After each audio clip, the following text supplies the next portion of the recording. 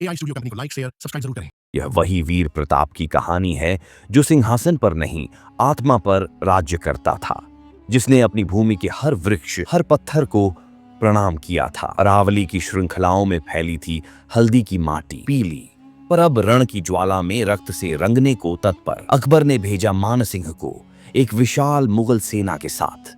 सामने थे प्रताप, निहत्थे नहीं, आत्मगौरव से सजे। आकाश में युद्ध की घोषणा गूंजी, पर्वतों ने गूंज कर उत्तर दिया, यह भूमि झुकेगी नहीं। प्रताप ने अपनी सेना के सामने कहा, आज तलवारें हमारी भाषा होंगी और चेतक हमारे विचारा।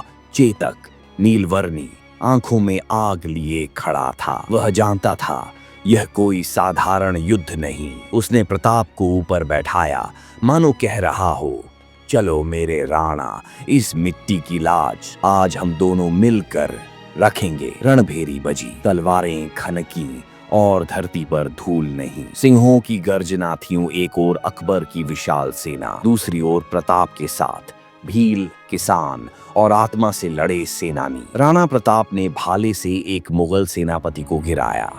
महारथी मानसिंह सामने आया, पर प्रताप चेतक को चुभ कर निकल गए, मानो युद्ध की मर्यादा के रक्षक हों।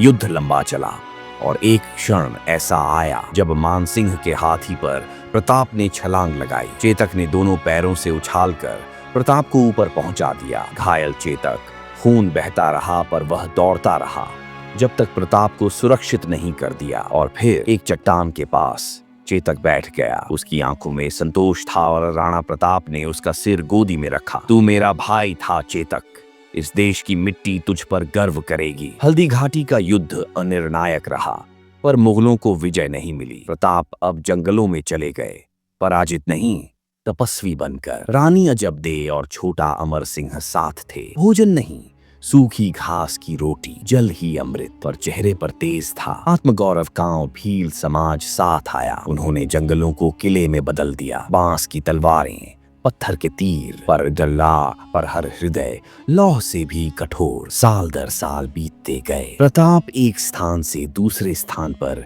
घूमते रहे। हर गांव, हर पहाड़, हर नदी उनकी कथा सुनती, सहती और गाती रही। रोज एक नई जगह, रात खुले आकाश के नीचे, पर आत्मा स्थिर, अडेग। रानी अजबदे एक संत जैसी स्त्रियों, उन्होंने कभी महलों की शिकायत नहीं की। जब अमर सिंह भूखा होता तो वो घास पीस कर रोटी बनाती और उसे स्नेह से खिलाती, मानो कह रही हो, यह भूमि स्वर्ण से नहीं, बलिदानों से बनती है। प्रताप ने सीधे युद्ध नहीं किया। अब उन्होंने भीलों के साथ मिलकर गुरिल्ला नीति अपनाई।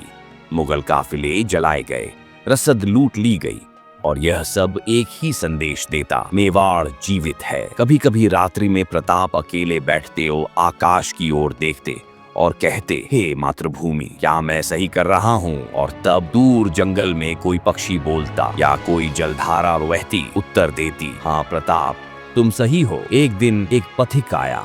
उसने कहा, राणा जी, अब बहुत हो चुका, अब फिर से राजधानी बनाइए। प्रताप मुस्कुराए और चावंड नामक स्थान पर नई राजधानी की योजना बनी। पत्थरों को काटकर महल बने, भीलों ने श्रमदान किया और एक बार फिर मेवाड़ की आत्मा को घर मिला। राणा प्रताप अब सिंहासन पर नहीं, जंगलों में जीने वाला सम्राट बन चुका था। उसका राज्य सीमाओं से नहीं, बल्कि आत्मा से चलता था। वह थका नहीं था, टूटा नहीं था, बल्कि तपकर उज्ज्वल। यह कहानी भाग 2 है।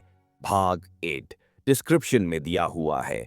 अगर आपको यह दोनों भाग बढ़िया लगे तो लाइक और सब्सक्राइब, कमेंट जरूर करें। अगर कमेंट ज्यादा से ज्यादा आते हैं तो इसका अंतिम भाग जरूर लेकर के आएंगे।